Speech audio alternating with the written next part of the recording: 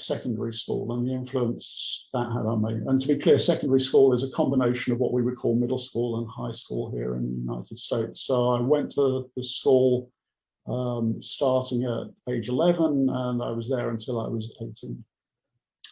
And I should probably give you sort of a sketch of what it was like, because it's very different than the experience in a middle school or a high school, at least here in our area. So the building was an imposing building. It was built in the 1800s, modelled after colleges at Oxford and Cambridge. Red brick, probably 4 stories with huge towers and columns everywhere. It was an all-boys school, at least when I first joined. That did change in later years, but it was an all-boys school. And across the 7 years in total, it was only probably 650 students, so relatively small, maybe 90 students in each year, and we all knew each other very well. To look at the students and the teachers, again, that looked very different than it does here today. We all wore suits to school, jacket and tie, and the teachers would never be seen out of their common room unless they were wearing their gowns. So they would march around the quad, and they'd be, it was like a bat flying through the quad as their capes trailed behind them. And they were pretty, a lot of them were pretty frightening characters.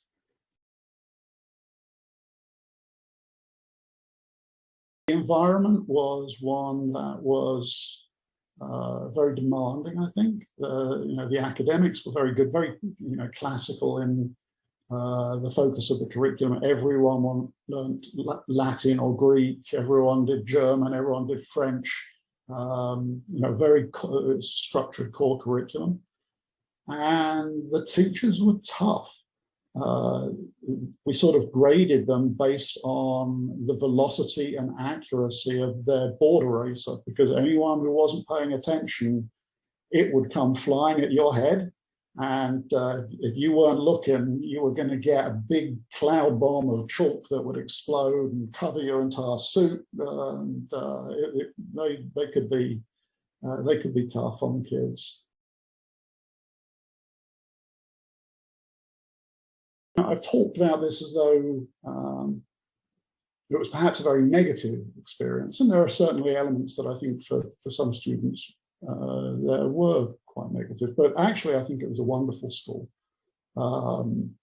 It was divided in the same way that the school in Harry Potter, Hogwarts, was divided. We were all in schools, all in houses.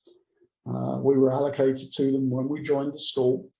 We stayed in them throughout, and everything you did was to earn points for your house, to try and win annual competitions, no matter whether it was rugby or cricket or poetry or plays. Those were all part of the competition.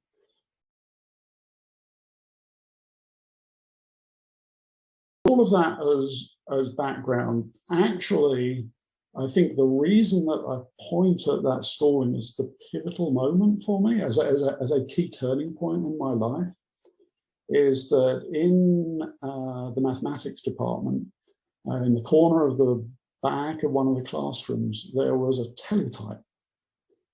And that teletype connected to a mainframe computer at Queen Mary College, London. This was 1974. Schools did not have access to computing either on-site or remotely. This was really unusual. Looking back on that, I think were amazing things. We used to write chess games, Star Wars games, do horoscopes, all sorts of things, program this. And it was that skill and that interest in computing, starting from some a very basic technical environment, that influenced eventually my studies in university, my choice of career, and even today, not just the work I do, but what I spend my time doing as a hobby. And I wonder if that machine hadn't been there, and if the teachers hadn't been there to support us and encourage us and help us learn how to use that, where else I might have gone, but clearly the access to that technology at that point in time gave me a foundation in understanding computer science that has probably influenced more hours of my life than anything else I can think of.